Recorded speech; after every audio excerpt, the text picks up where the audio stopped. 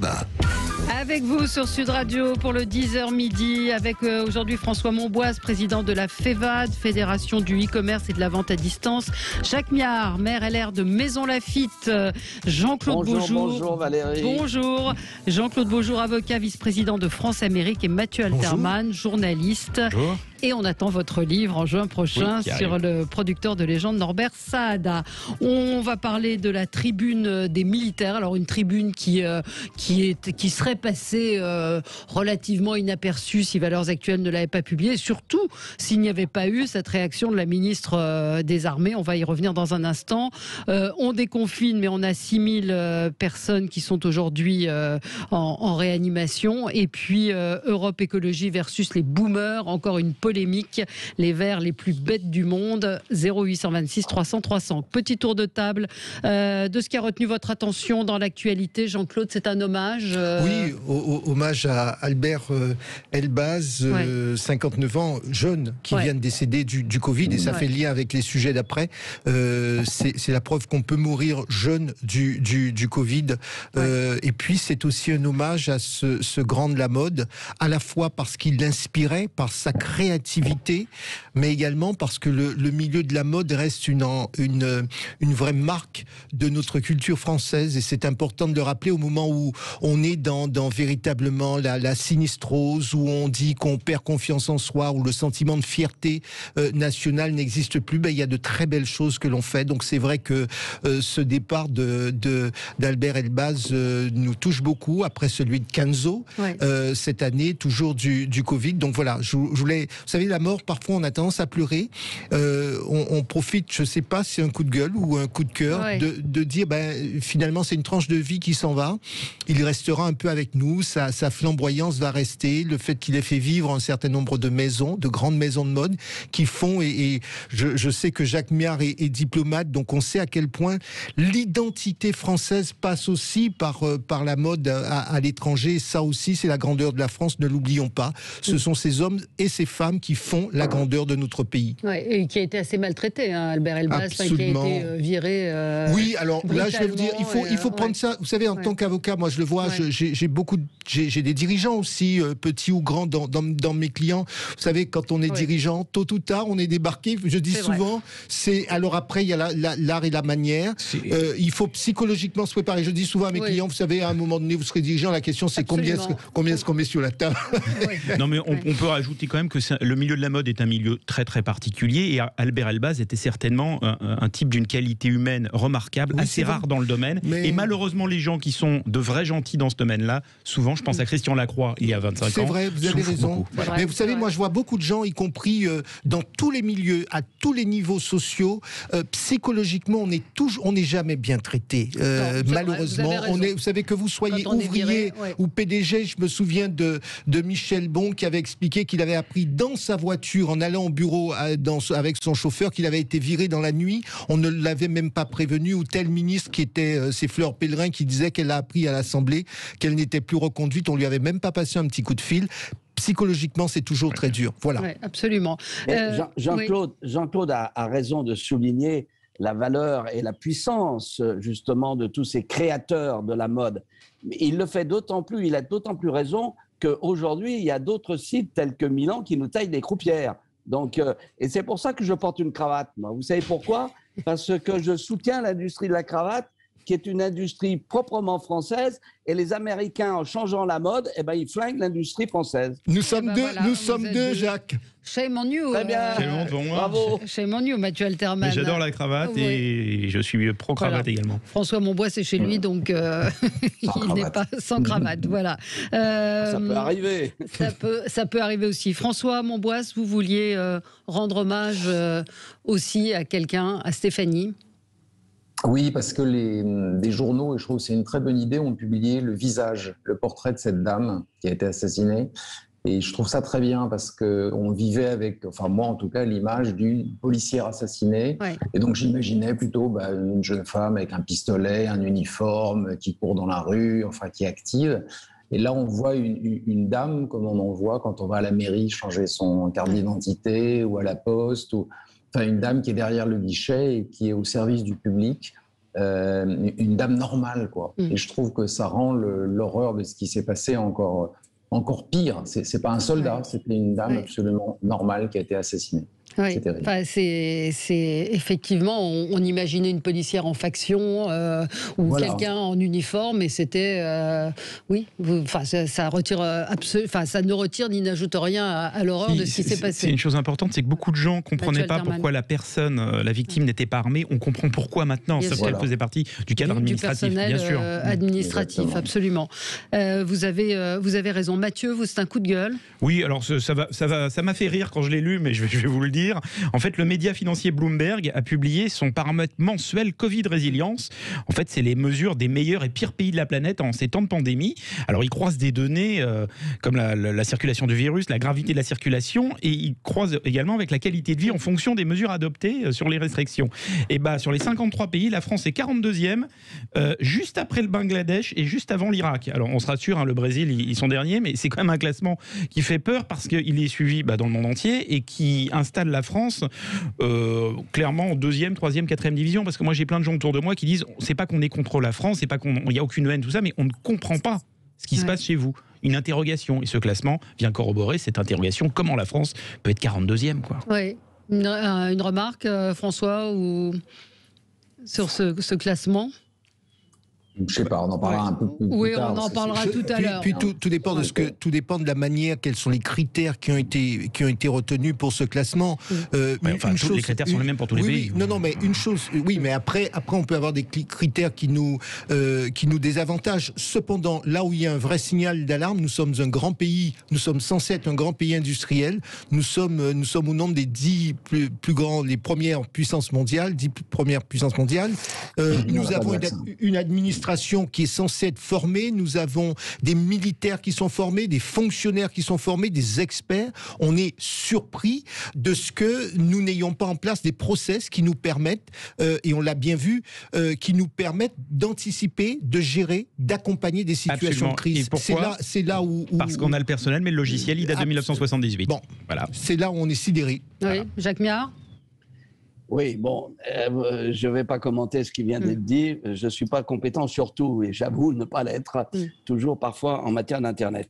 Je voudrais pousser un coup de gueule, effectivement, rejoignant d'ailleurs ce que vient de dire François, parce que je suis assez sidéré de voir qu'à chaque fois qu'il y a un assassinat islamiste, on dérive légèrement, les médias disent « Ah, mais il a un problème psychiatrique, etc. » Non.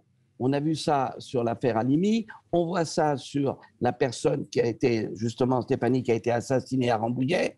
Il faut cesser ce genre de choses.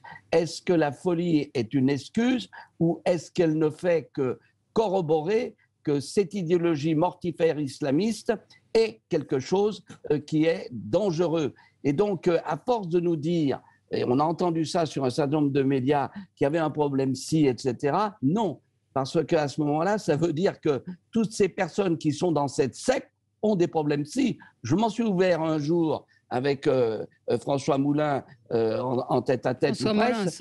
Le procureur général, lorsqu'il était chargé justement de la lutte antiterroriste, et disait très clairement qu'effectivement, ils avaient tous quelque chose. Mais ça n'excuse pas la xénophobie de cette idéologie mortifère. Donc, il y a un moment, il faut arrêter. C'est pas parce que, au regard de nos critères, on pense qu'ils sont fous. Je suis désolé, c'est une folie d'idéologie d'une secte. Et c'est ça c'est sur quoi nous devons insister. Alors, on va y revenir, on va en reparler dans un instant. On l'a évoqué hier, mais on va quand même poursuivre ce débat parce qu'il y a effectivement beaucoup d'émotions, beaucoup d'incompréhension, beaucoup de choses fausses également qui sont dites. On y revient dans un instant. On est ensemble pour le 10h midi pour commenter l'actualité avec François Monboise, président de la Fédération du e-commerce et de la vente à distance, Jacques Miard, maire LR de Maisons Laffitte, Jean-Claude Beaujour, avocat, vice-président de France Amérique, et Mathieu Alterman, journaliste. La tribune des militaires qui fait polémique, qui fait débat. La ministre des Armées a annoncé des sanctions. Emmanuel Macron, lui, donc, a esquissé hier devant des enfants son plan de déconfinement. Voilà, C'est comme ça que ça se passe dans la rue, c'est pas face aux Français, on apprend des choses lors d'un déplacement. Et puis on reviendra sur la campagne d'Europe Écologie Les Verts qui là aussi a fait énormément réagir, mais c'est la faute aux community managers. Voilà. Continuons notre... Alors vous aviez commencé, Jacques Miard, on évoquait évidemment ce qui s'est passé dans le cas de l'affaire Halimi, de la folie, de la difficulté à définir ce qu'est la folie. Enfin, c'est surtout les juges que vous critiquez, c'est ça? Non, je ne critique pas les juges.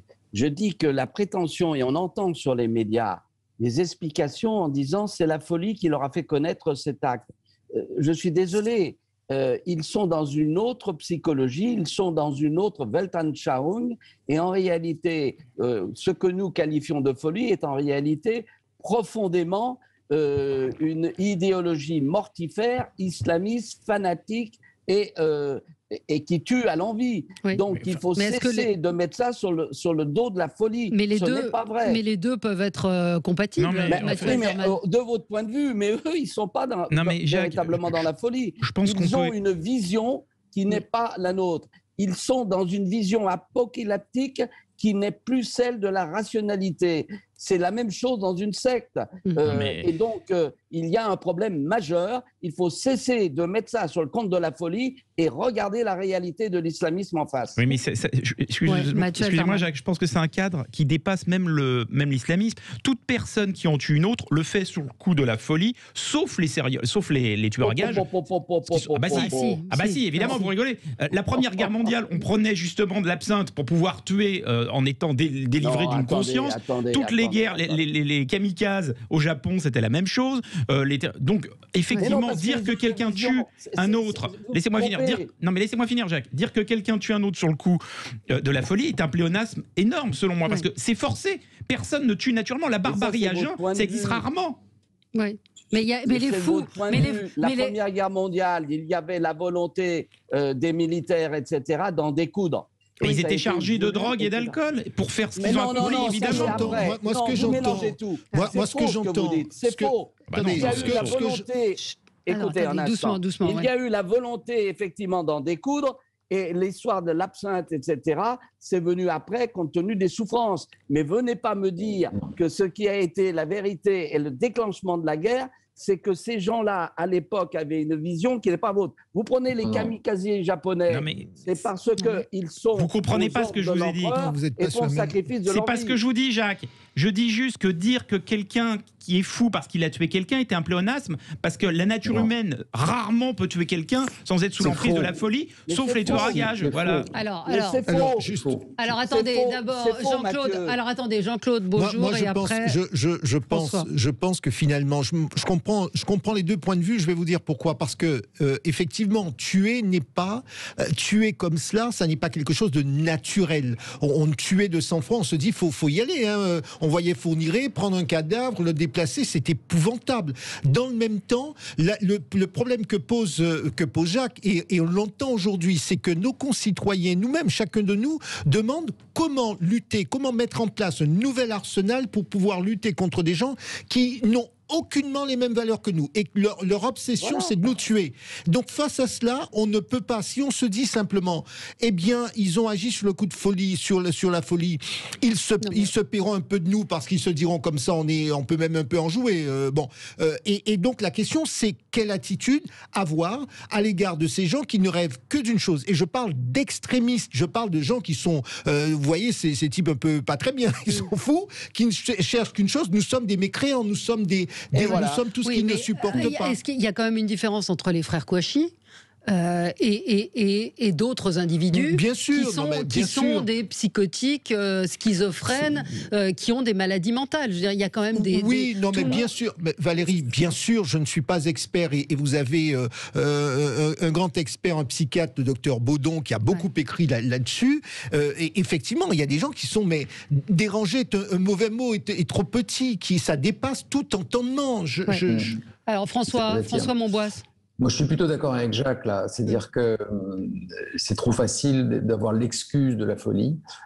Et je crois que la dernière guerre mondiale C'est pas du tout ce que j'ai dit. Alors attendez, laissez-le terminer. Pendant la guerre de 14, tout le monde prenait de l'absinthe. Non, c'est pas ce que j'ai dit. J'ai dit qu'on ne pouvait pas plaider la folie dans un cas comme ça, parce que forcément, on devait être dingue pour pouvoir faire des choses pareilles. C'est pas la même chose. Je dis que non. C'est contre ça que je m'insurge. Je relisais Hannah Arendt, le procès Eichmann.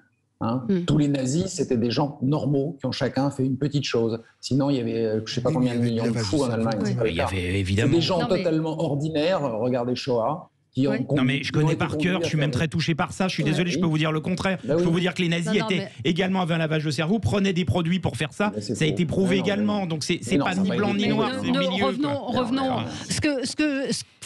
La folie existe, aussi, la pulsion, qui a été la bouffée délirante existe. Attire des gens un peu dérangés, absolument. C'est évident.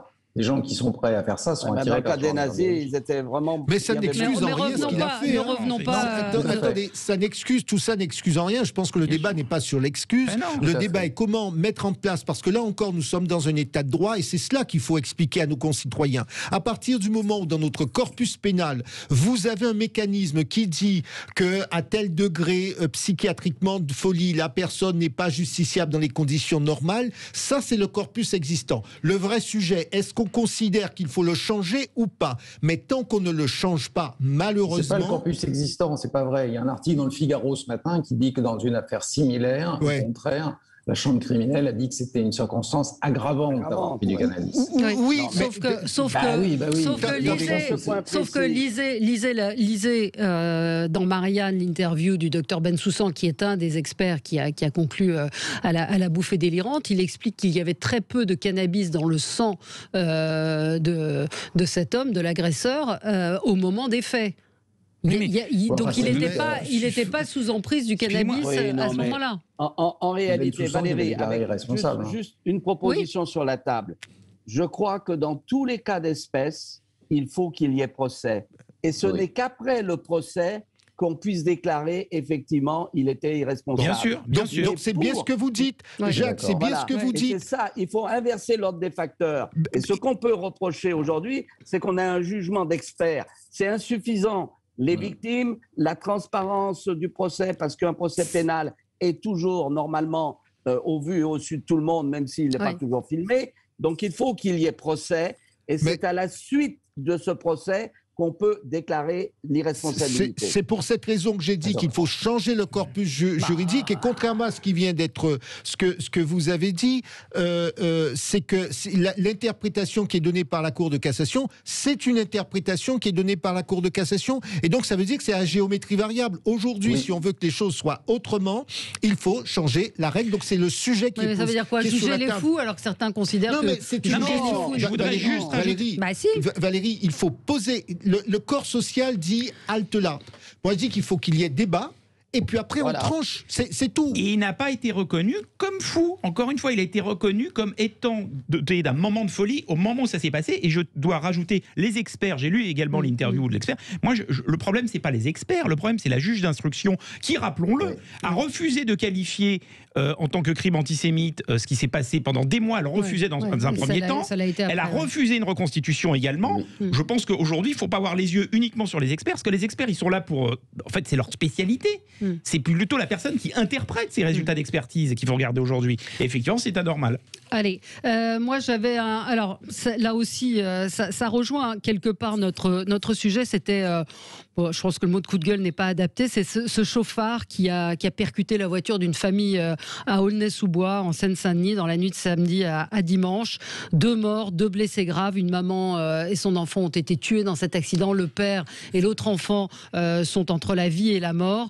C'est une petite fille de 7 ans aujourd'hui qui est dans un état quasiment désespéré. Alors, l'homme qui a fait ça, délit de fuite, âgé de 27 ans, alors inconnu de la justice, sauf qu'il était sous l'emprise de l'alcool, des stupéfiants au moment des faits, mais déjà connu des services de police pour refus d'entempérer, conduite en état d'ivresse, usage de stupéfiants, plus de permis de conduire. Donc là aussi, ce sont des permis de tuer. C'est absolument scandaleux. Le nombre de gens en France qui circulent sans permis est absolument délirant. Je crois qu'on est parmi les records des pays occidentaux. C'est parce qu'il n'y a pas de contrôle. Vous savez, lorsqu'on disait « force doit être donné à la loi. Dans un pays où on annoncera que la règle doit être claire, qu'elle doit être appliquée et il faut que l'on se donne les moyens ici ou là de suivre l'exécution des décisions, qu'elles soient administratives ou judiciaires, l'exécution des décisions qui sont prononcées. Ah ouais. Mais là, Valérie, il n'a même pas été poursuivi. Visiblement, il était inconnu. Il était connu des services de police, mais pas de la justice. C'est pas parce qu'on est inconnu des services, qu'on est inconnu des services de police qu'on fait les choses correctement. Je pense que ce qui vient de se passer est sidérant de douleur pour cette famille. Enfin, la vérité, c'est que ça rapporte plus d'argent à l'État de mettre des contraventions à des gens qui sont en double fil pendant 10 minutes que de contrôler des gens qui sont susceptibles d'être des dangers publics. Arrête, Mathieu. Bah si.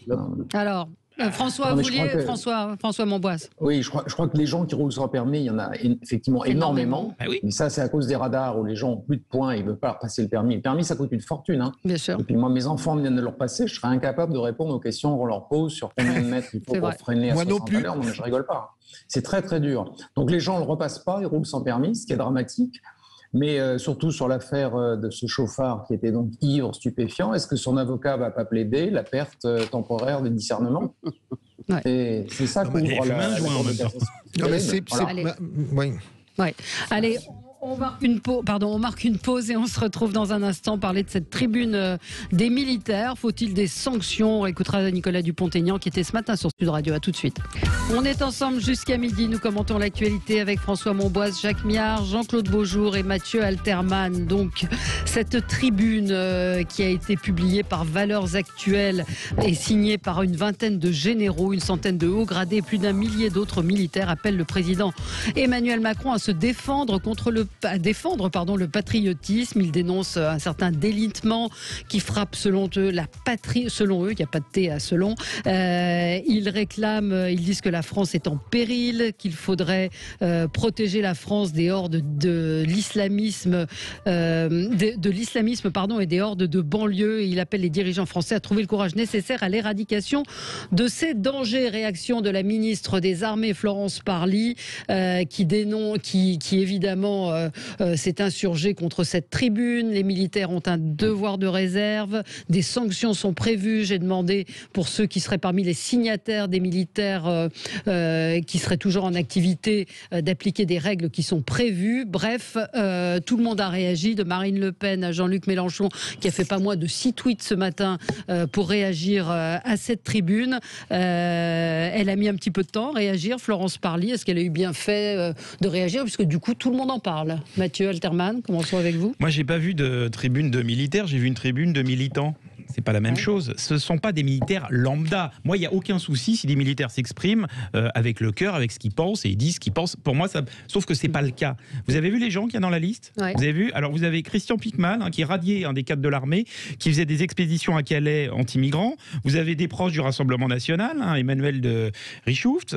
Donc, on sent que c'est totalement biaisé. Vous savez, c'est un peu comme quand vous lisez un magazine. Vous avez quelqu'un que vous aimez bien qui parle d'un produit. Vous voyez en tout petit publier information, ou publier reportage. C'est une publicité déguisée. Donc moi je ne suis désolé, ce n'est pas une tribune libre de militaires, c'est complètement orienté. Donc on peut comprendre un petit peu la réaction qu'elle a. Encore une fois, que des militaires disent ce qu'ils pensent, moi ça me pose aucun problème. Mais là, c'est pas les militaires, c'est certains militaires, ça se voit un peu. Oui, Jacques Miard. Moi je suis quand même assez frappé de ce tohu-bohu. Ouais. Dites-moi un peu là, où est-ce que j'ai une mauvaise mémoire? Qui est-ce qui a dit on vit côte à côte et bientôt face à face? C'est pas un ancien ministre de l'Intérieur, absolument, Gérard Collomb. Et donc, je suis quand même assez frappé. Alors, moi, je ne veux pas défendre ci ou ça, ils sont exprimés, dont acte. Sont-ils militants ou pas militants? Ce n'est pas mon problème.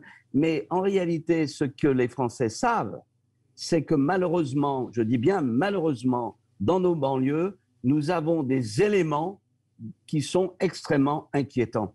Et la preuve, c'est que même le président de la République s'est fendu d'une loi, paraît-il, sur le séparatisme, qui est un pis-aller vis-à-vis des causes réelles.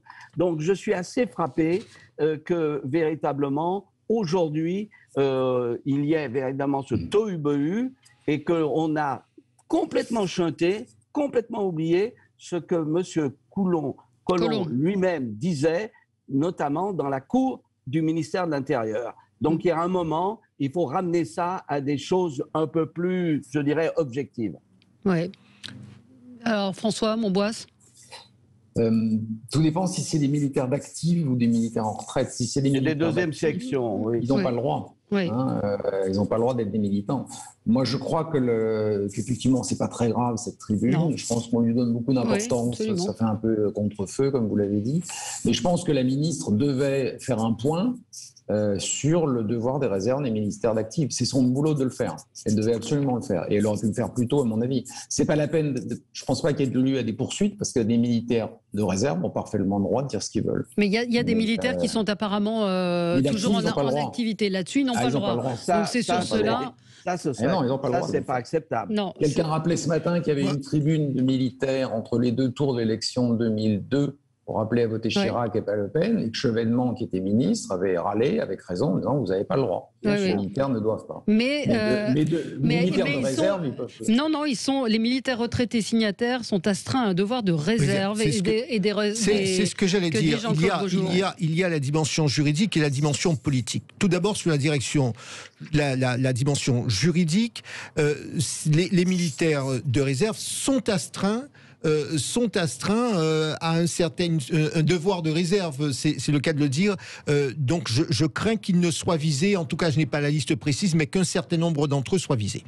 Ce qui me gêne, mais au-delà de la question juridique, parce qu'il va peut-être y avoir quelques sanctions, mais tout ça ne va pas aller très loin. Ce qui me gêne, et c'est ce que je défends, moi je défends l'état de droit sans réserve, sans limite. Le travail des militaires, c'est d'être dans leur caserne, au service à l'exécution des politiques.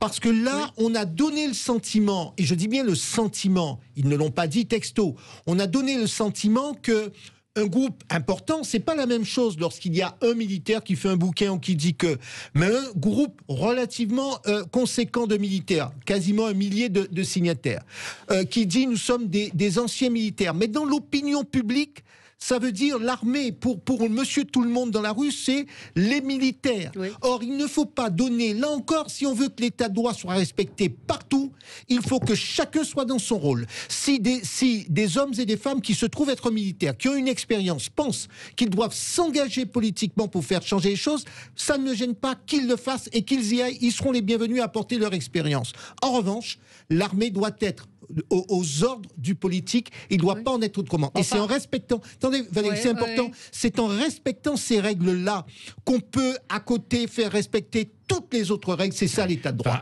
C'est une opération de communication très bien menée. Mais c'est pour ça que c'est ça le problème. Est-ce qu'on peut parler du fond? Mais c'est ça le problème. Moi, je suis d'accord sur le fond. Moi, je suis. Oui, mais c'est pas le problème, Valérie. Oui, mais je pense, et je vais vous redire pour terminer, je pense que ça peut être l'occasion pour nous, et nous en avons déjà débattu ici, pour dire comment refondons-nous le pacte social, parce qu'effectivement, il y a un risque d'explosion. Comment remettons-nous la citoyenneté au cœur de notre action et comment on décline nos politiques publiques? Comment on exprime l'état de droit? Comment on fait renaître le sentiment de fierté nationale? Voilà. Qui on appelle en général? À chaque fois, on dit on va appeler l'armée quand il y a des problèmes. On a vu Samia Ghali. Il y a eu des sénatrices LRM à Marseille qui ont demandé ça. Absolument, mais même Ségolène Royal a demandé à ce qu'on fasse appel à l'armée. Et on a l'impression que c'est le dernier recours au chaos. Pour moi, c'est une tempête dans un verre d'eau. L'armée est parfaitement républicaine. Oui, bien sûr, je suis d'accord. Parfaitement, je dirais, aux ordres du pouvoir civil, cédante, armée, toguée. On le sait tous. Je suis d'accord. Mais je vais vous dire, si vous relisez, parce que moi, j'ai été extrêmement étonné, alors je suis allé chercher la tribune. Et à un moment, il est dit, ils écrivent, il ne peut pas et ne doit exister aucune ville, aucun quartier où les lois de la République ne s'appliquent pas. Mais je suis d'accord. Oui. Alors, qui est-ce qui va dire le contraire? Mais oui, mais Jacques, justement... Moi, je suis sidéré de cette tempête dans un verre d'eau. Ce sont des lapalissades. Tout le monde est d'accord avec ce qu'il y a à l'intérieur, parce que voilà, bon. Ouais. Sauf que sur la forme, c'est interdit. Et en fait, tout est pensé pour ça. Oui, c'est pour qu'on puisse dire aujourd'hui. Leur but, c'est qu'on dise aujourd'hui. Leur but, c'est qu'on dise aujourd'hui. Regardez, on veut nous faire taire. On veut nous faire taire alors qu'on dit la vérité. C'est ce qu'ils veulent qu'on dise. Bah voilà, et c'est réussi. C'est pas ce qu'ils veulent, c'est ce que fait la. Mais parce que légalement, c'est interdit. Oui. Il y a la loi. Moi, je suis sur le fond. Moi, je suis complètement d'accord. Et on est tous un certain nombre à être des militants. On aime notre pays. Et la question, et c'est pour cela que j'ai dit, ça peut donner le sentiment. Je vous ai bien dit, ça peut donner le sentiment que c'est l'armée qui s'exprime. Parce que Monsieur Tout le Monde, vous faites la différence. Non, mais Jacques, nous faisons la différence entre des militaires qui s'expriment, des militaires en retraite qui s'expriment à titre individuel, et l'armée, le ministère de la Défense, etc. Magistrats qui s'expriment. Oui, non. J'aurais dit la même chose. C'est pour ça que je dis que c'est un sentiment. C'est la masse et c'est le sentiment. Après, on est bien d'accord, tout ça n'ira pas très loin. Je viens de le dire, même juridiquement, ça n'ira pas très loin. C'est plutôt le combat qu'il nous faut mener parce que là, en revanche, il y a urgence. Effectivement, les territoires perdus de la République, il faut les récupérer. Et c'est ça qui est important. Alors, petite précision, André Berkoff a reçu vendredi, soit 3 jours avant Valeurs Actuelles, l'un des signataires de cette lettre sur l'antenne de Sud Radio. Donc il y avait, nous étions à la pointe de l'information avec André qui. C'est le partenaire média.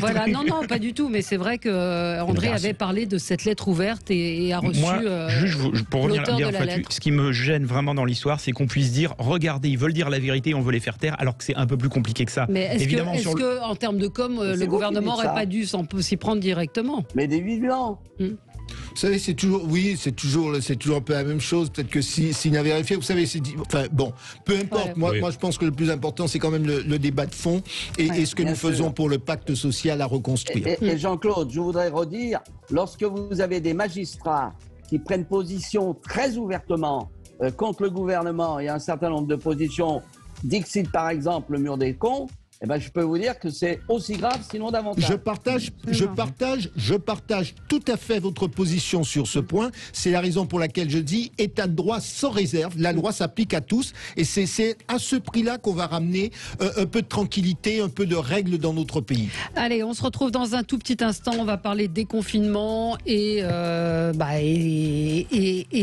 6000 personnes qui sont aujourd'hui en réanimation. Comment va se passer ce déconfinement? À tout de suite. Avec vous sur Sud Radio pour débattre et commenter l'actualité. Emmanuel Macron devrait expliquer aux Français au plus tard le 5 mai. C'est quand le 5 mai? C'est mercredi prochain.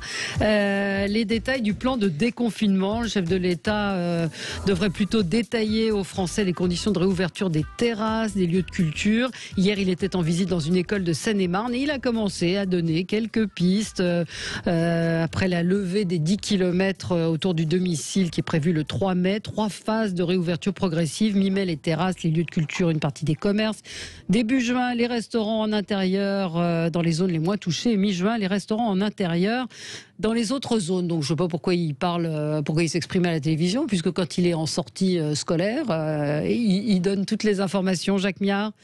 Paradoxe, il y a de la com et puis il y a la situation du pays quand même. Oui, non, mais attendez, moi je ne vais pas faire procès au gouvernement, je dirais des impondérables de cette pandémie, ça c'est évident. Mais il est non moins clair que le président de la République aujourd'hui est en campagne électorale, il en rajoute, il est, je dirais, entraîné par son pathos viscéral et c'est ça qui est vraiment problématique. Maintenant, on verra comment... La faute qu'ils ont faite au gouvernement, c'est de fixer le 15 mai. Et là, c'est une sorte de... Tout le monde pense que le 15 mai, fini, quoi. On va pouvoir danser dans la rue et faire tout ce qu'on veut. Or, les faits sont plus têtus que les annonces de M. Jupiter. Et donc, il faut de ce côté-là garder raison. Maintenant, on va y aller progressivement, c'est évident, parce qu'on ne peut pas faire autrement et il faudra continuer à respecter les gestes barrières. Voilà, maintenant, qu'il soit en campagne électorale, c'est son problème. Hein. Oui. François Monboisse. C'est pas facile, ce que fait le gouvernement. D'ailleurs, l'opposition entend beaucoup de critiques, mais il n'y a pas beaucoup de critiques constructives de faire autre chose. Je pense que la priorité qu'il donne aux écoles est bien. Parce que sinon c'est dramatique s'il y a des années scolaires qui sont perdues. Je veux dire, concrètement, qu'est-ce qu'on fait des enfants qui ont un apprentissage pas fait à la fin de l'année, c'est dramatique.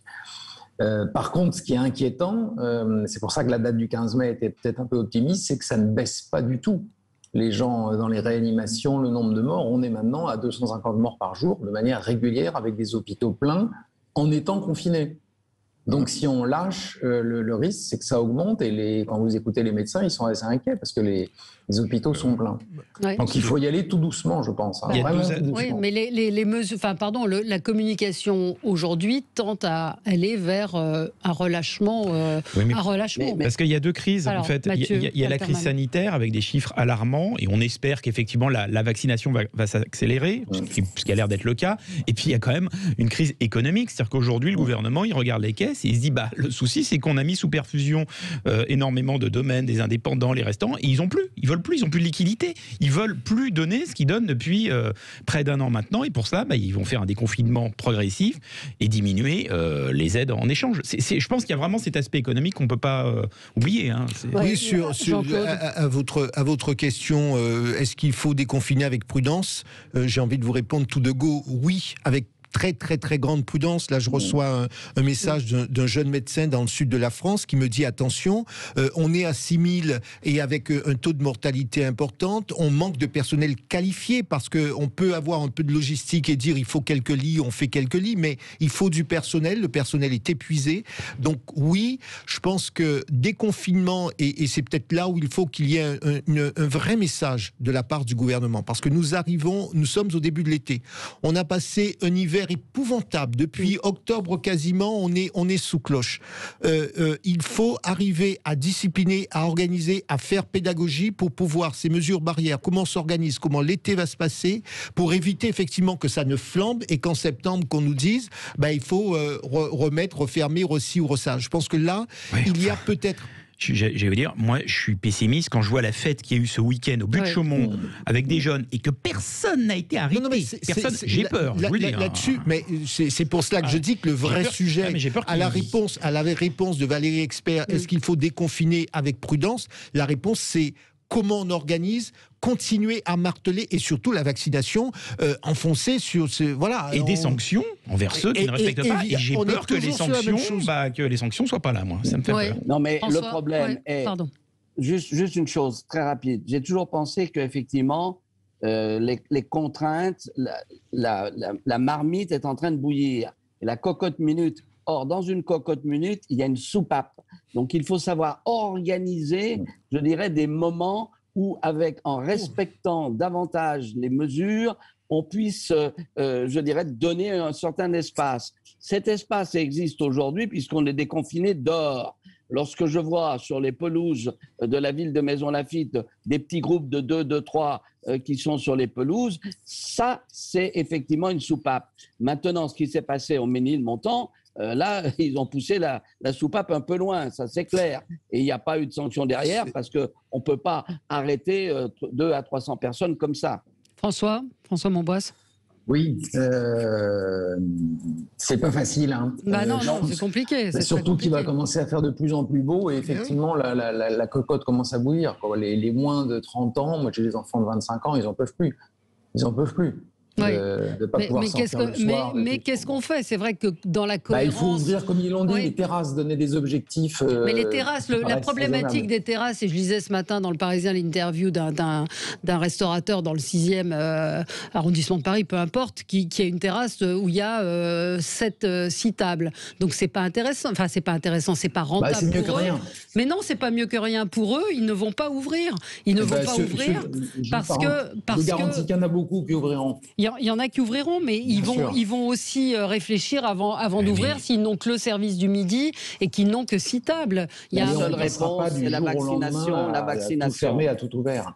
Oui, mais toute la difficulté, c'est que pour encourager les gens à se faire vacciner, il faut qu'ils aient quelques libertés à partir du moment où ils le sont vaccinés. S'ils peuvent rien faire alors qu'ils sont vaccinés, vous n'allez pas accélérer le mouvement de vaccination volontaire.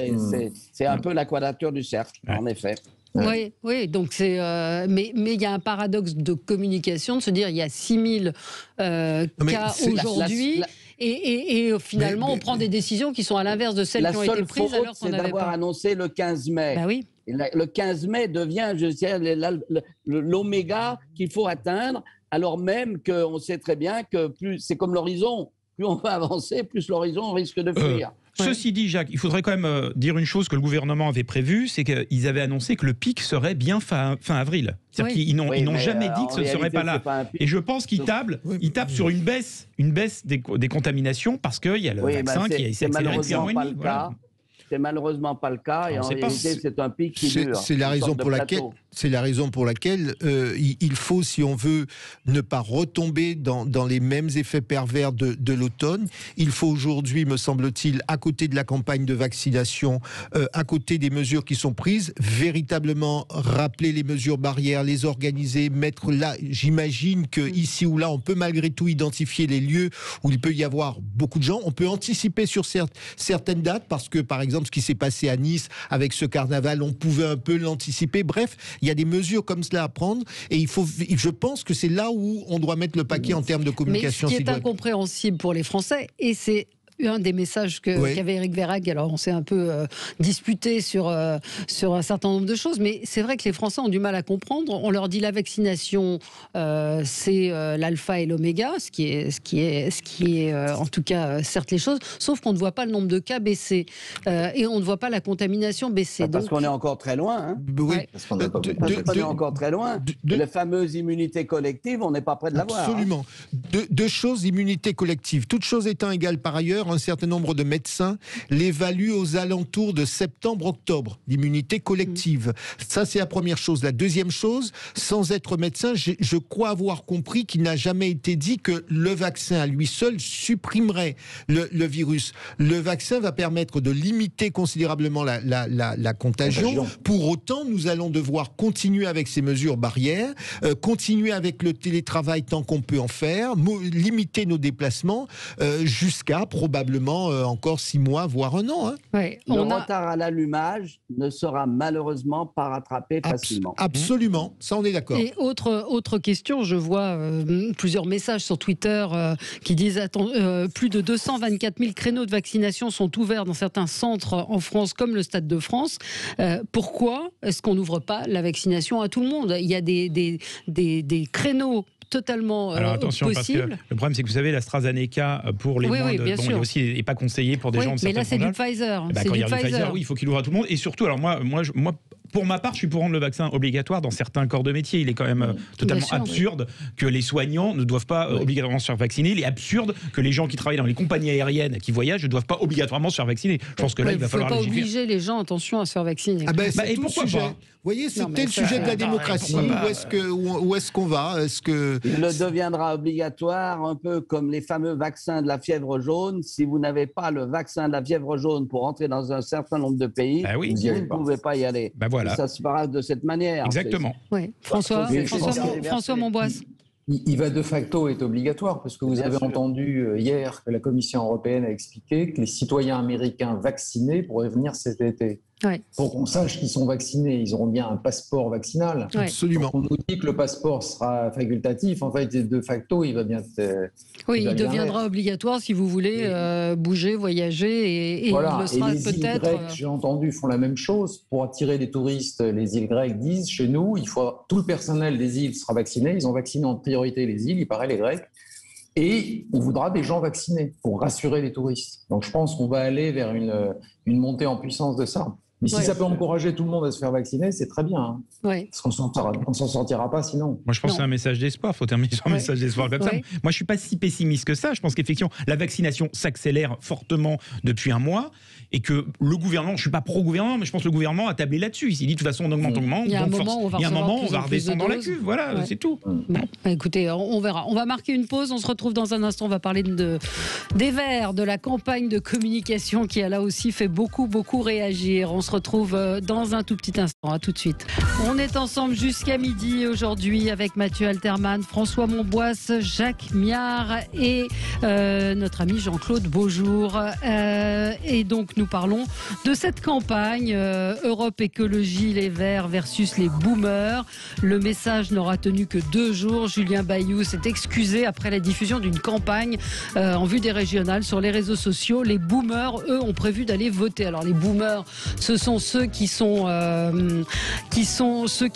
alors on me parle en même temps dans l'oreillette, donc c'est un petit peu compliqué.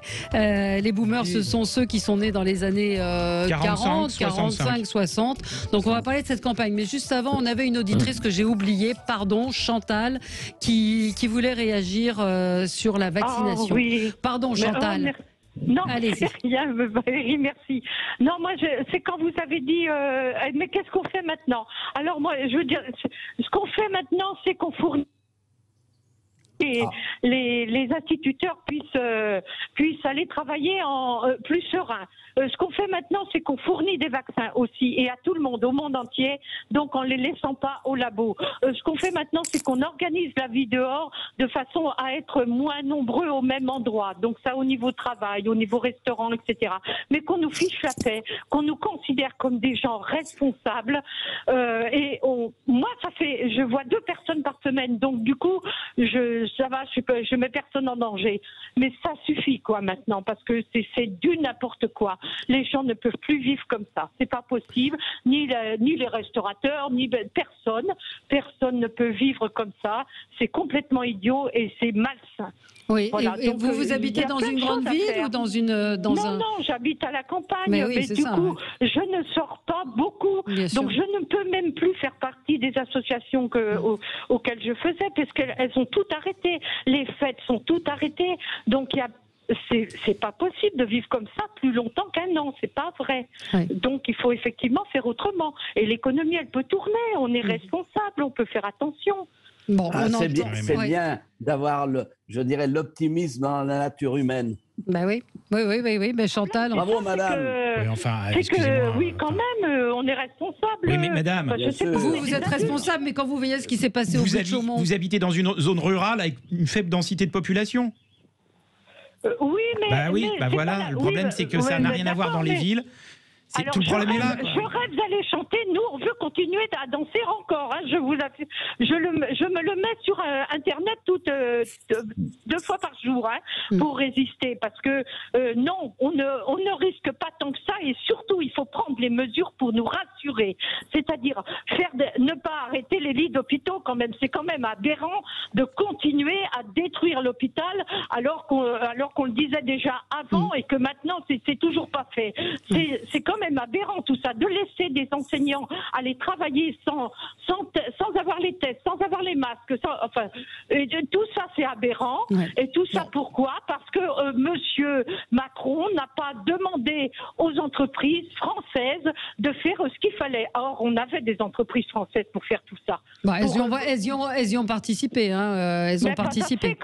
Pas assez, sinon on aurait des vaccins, on aurait des tests, on aurait tout ce qu'il faut. Oui, ils ont essayé, ils ont essayé aussi. Mais madame n'a pas tort, il y a énormément de start-up qui attendaient de l'argent et c'est pas les Français qui l'ont donné l'argent. Non, absolument. Voilà. Sur le vaccin Moderna, et je vois un médecin d'ailleurs à l'instant, et je voudrais le dire, ça c'est pour ceux qui hésitent, il dit c'est incroyable le nombre de patients qui refusent le Moderna, qui repartent non vaccinés.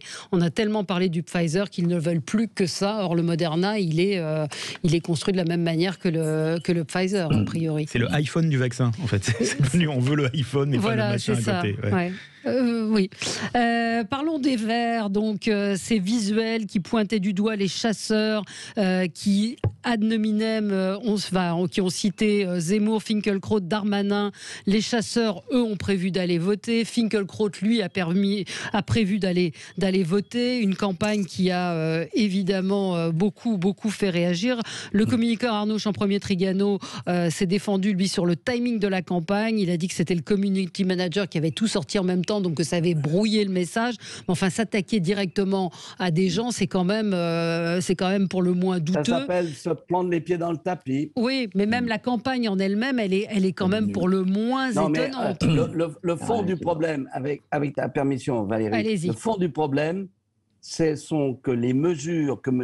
Hollande, M. Macron ont prises contre les aides à la natalité et les allocations familiales aux classes moyennes, on le paye aujourd'hui par une baisse de la natalité française. Et ça, c'est, je dirais, redoutable.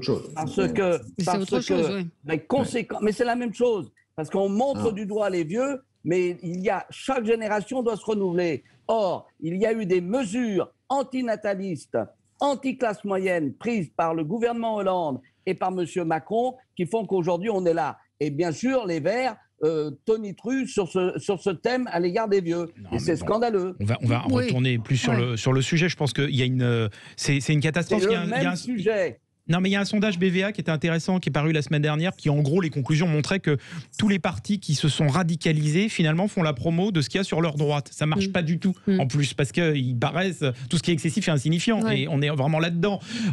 Plusieurs choses sur les boomers, oui, complètement idiots, vraiment. Là, qui avait pu avoir une idée pareille? Finkielkraut, rappelons, Finkielkraut a voté à gauche toute sa vie. Pour rappeler quand même, pourquoi s'en prendre à Finkielkraut, qui pour le coup, il est même pas à droite, il est même pas sur la droite républicaine, il a toujours été socialiste. Pourquoi s'en prendre à lui, on ne sait pas. Zemmour. Non, mais enfin, ces gens-là, je pense que. Mais ils partent sur le principe. Ils partent sur le principe aussi du fait que les jeunes doivent aller voter parce qu'ils voteraient vert.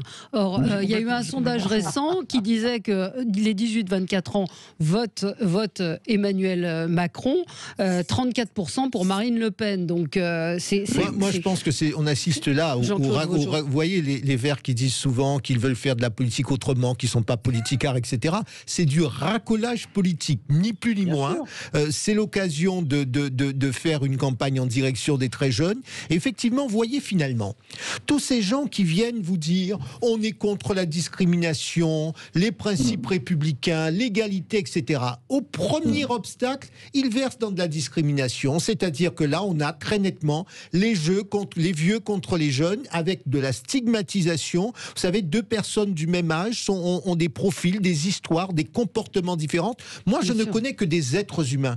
Je ne connais pas des sexes, je ne connais pas des tranches d'âge, je ne connais pas des couleurs de peau. C'est comme cela qu'il faut regarder et on voit bien la difficulté qu'ont certains. Alors, je voudrais que François Monboisse. Non, je trouve qu'il n'y a rien qui va dans cette campagne. Il y a les boomers, les chasseurs, et puis quand même, Zemmour, Finkielkraut. Comme a dit Isabelle Saporta, il manque plus que Cohen. Hein. Il y a un clin d'œil qui est très malsain. Et puis à la fin, l'excuse entre guillemets d'avoir dit j'ai pas validé, donc c'est un sous-fifre qui a fait ça, c'est scandaleux. Alors il s'est excusé, Julien Bayou, il a dit. Il l'a posté lui-même. Il y a des tweets de lui qui montrent le visuel. Alors vous regardez les documents. Non mais puis attendez, c'est pas la première bourde de Julien Bayou. Souvenons-nous de ce qu'il a dit la semaine dernière sur l'affaire Sarah Halimi, où il a dit que je comprends qu'effectivement les Juifs peuvent être choqués, mais il faut pas se venger pour autant. Enfin c'est quand même toutes les semaines c'est ridicule, et il faudra analyser quand même ce qui se passe chez les Verts depuis un an, parce que c'est le Titanic en ralenti. Mais c'est complètement fou. Mais qu'est-ce que vous découvrez là? Vous découvrez que ce sont des idéologues trotskistes. C'est l'histoire de la pastèque. Et ils sont complètement à côté de leur pompe. Mais je le redis, le point fondamental où il faut aller plus loin, c'est la question de la relance de la natalité française. Mais c'est un autre sujet. Je n'en démords pas. Mais non, c'est un autre sujet. C'est pas un autre sujet, tout est lié. On accuse les vieux, mais parce qu'on a oublié qu'il fallait à un moment renouveler les générations. Oui, mais les générations qui sont là, elles votent pas vert. Non, mais moi, je passe un message. Elles votent pas vert. J'entends votre message, mais... Voilà. Et le problème, c'est qu'on a affaire à des idéologues qui sont mortifères et qui se prennent les pieds dans le tapis à longueur de temps. Ils sont pas bons. Alors Finkielkraut, c'est parce que c'est l'ennemi de Greta Thunberg, en fait. C'est l'argument qui a été donné. C'est un peu pathétique. Il est quand même d'une hauteur intellectuelle, je dirais, suffisante pour être honoré et respecté. Oui. François, vous voulez réagir encore à ça? Non, sur Finkielkraut, oui, parce qu'il y a des gaffes, entre guillemets, des maires écolos qui ont fait rire sur le Tour de France, etc. Il y a des choses qui font moins rire. Hein. Le refus de la mairie de Strasbourg de signer la définition de l'antisémitisme, c'est pas terrible. Le refus du groupe écolo à Paris de faire une rue Samuel Paty au motif qu'il était décédé depuis moins de 6 mois ou je ne sais quoi, enfin ce qui est pas bien. Il y a des espèces de clins d'œil qui sont pas bien. Je rappelle que les écolos n'étaient pas au rassemblement dimanche au Trocadéro. Il y avait en gros tous les partis politiques sauf 2, les Insoumis et les écolos. C'est pire que ça. Je sais pas si vous avez entendu Bayou qui était à France Info. On lui demande pourquoi vous y étiez pas. Il a brodouillé dimanche. Je suis en famille. Non mais c'est pire que ça. C'est Béliard. C'est pire que ça. Il n'était pas. C'est Bayou. Il n'était pas non plus au rassemblement à Lyon, alors que le maire et Vert, ils sont pas allés. Donc il y a à Strasbourg à la remise de gerbes du CRIF pour la première fois, il y avait personne de la mairie. Mais au final, ce sera 6%. Mais au-delà de ça, il y a cet aspect-là, mais il y a quand même ce sectarisme, je ne sais pas qui l'évoquait. Mais moi, je l'ai dit, vous savez, Jean-Claude Beaujour. Je peux vous dire que sous des airs, nous sommes tous frères. Il y a une forme d'exclusion. En fait, ce sont des gens qui très souvent n'acceptent pas. Tout d'abord, ils n'acceptent pas les idées modérées. On est dans de la radicalisation. Ils n'acceptent pas, contrairement à ce qu'ils disent, un certain nombre de différences. Vous voyez, moi, je suis frappé de voir. On est tous d'accord sur la politique de développement durable, etc. Là, on vous dit, voilà, on va commencer à pointer le doigt sur tous ceux qui voyagent en avion. Mais attendez, je ne vais pas traverser l'Atlantique à la nage. Alors, Greta Thunberg, je veux bien, mais elle a un bateau qui l'emmène, et puis il y a des équipages qui viennent récupérer le bateau. Il faut. Alors, c'est cette transition qui, pour eux, doit être brutale, doit être sauvage, et il n'y a pas de place pour l'argument ou la différence ou la nuance. Vous savez, ces gens-là ne connaissent pas l'art de la nuance. Mais parce qu'ils sont convaincus d'être moralement au-dessus de nous. Comme si manger des haricots verts à la place d'un steak frites leur donnait d'un seul coup une aura. Vous aussi, vous caricaturez. Mais je caricature. Attendez, vous rigolez. Vous avez eu énormément d'égéries véganes et écolos. Il y a eu un scandale sur une qui a mangé du poulet sur Instagram, qui s'est fait traiter de tous les noms parce qu'elle avait une maladie, elle devait manger du poulet. Elle a été grillée, terminée. Plus personne ne voulait entendre parler dans le mouvement. C'est une secte. Jacques a raison. Oui, vous avez affaire effectivement à un mouvement sectaire. C'est-à-dire vous y allez, le mot secte est pas dénué de connotation. On a affaire à des gens qui détiennent la vérité et qui veulent vous l'asséner par force. Et rajoutons, les Verts allemands sont impeccables. Pas du tout sur la même lignée. Très bien. Alors cette question qui revient régulièrement, est-ce qu'on a les verts les plus bêtes On a les verts les plus rouges du monde. Moi, je pense que ce qui nous tue aujourd'hui, c'est l'absence de nuance. C'est l'absence de nuance. Nous sommes dans des clivages forts et chacun se croit obligé d'être dans le clivage maximum pour pouvoir exister. Sauf que c'est cela aussi qui fait exploser nos sociétés. Vous disiez que j'étais vice-président de France-Amérique. J'ai eu l'occasion de dire, ce qui fait exploser la société américaine, c'est précisément cela. Et c'est ce terrain-là que je vois malheureusement, nous prenons cette pente où il faut être dans le clivage maximum pour pouvoir exister. Et ça, c'est ça qui va nous emmener. Connaissez bien le sujet américain. François Monboisse. Et les réseaux sociaux l'augmentent complètement, parce que si vous voulez percer sur les réseaux sociaux, c'est avec de l'indignation, avec de l'outrance, etc. Vous ne pouvez pas d'ailleurs dire que vous mettez de côté un article, vous êtes obligé de dire que vous l'aimez ou vous ne l'aimez pas. On vous oblige à prendre parti. Non, mais la nuance, je suis tout à fait d'accord. Il y a un excellent livre de Birnbaum, absolument, que je conseille. Des livres, exactement, qui est très bien là-dessus. Enfin, il y a aussi un fond où l'écologie... Il faut savoir ne pas répondre sur les réseaux sociaux. Non, mais sur l'écologie... Si vous cherchez à être populaire sur les réseaux sociaux, c'est pas en disant du bien des gens, souvent c'est en disant du mal. Mais sur les résultats de l'écologie, ce qui marche dans le monde, on parlait tout à l'heure des États-Unis, je rappelle toujours que San Francisco est la ville la plus verte au monde, mais dans un cadre libéral. Et c'est ce que n'ont pas compris les écologistes en France, c'est qu'on peut faire du vert à condition que les gens comprennent qu'on puisse faire de l'argent sur du vert. Mais sur la com de cette campagne, elle est incompréhensible. L'agressivité, il y a l'image des candidats. Oui, l'agressivité qui... C'est le meilleur allié d'Emmanuel Macron. Cette campagne. Évidemment, ça va lui faire prendre des points, évidemment. Bon, alors, un petit point, sinon, congé parentalité. Grégory Doucet, le maire de Lyon, avait prévu de prendre un congé parental de 11 jours. Finalement, ce sera un petit peu moins long. Voilà, il voulait... Mais on s'en fout, il fait ce qu'il veut. Mais... Non, mais ça montre que c'est pas facile, parce que si même lui, qui avait annoncé qu'il allait le faire, ne le fait pas, ça montre que c'est pas si simple de prendre 10 jours quand on est maire de la deuxième ville de France. Absolument. Merci à tous les quatre pour ces débats. Dans un instant, André Berkoff, très bonne journée.